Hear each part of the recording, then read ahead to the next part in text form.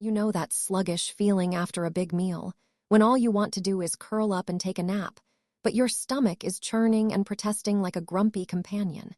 It's like your digestive system is sending out an SOS, begging for some relief. That's when I discovered the gelatin trick, and it's been a total game changer for my gut comfort. By incorporating gelatin into my daily routine, I've noticed a significant difference in how my body processes food, and it's amazing how something so simple can make such a big impact. The gelatin trick is all about finding that delicate balance in your digestive system, and once you get it right, you'll be amazed at how good you can feel.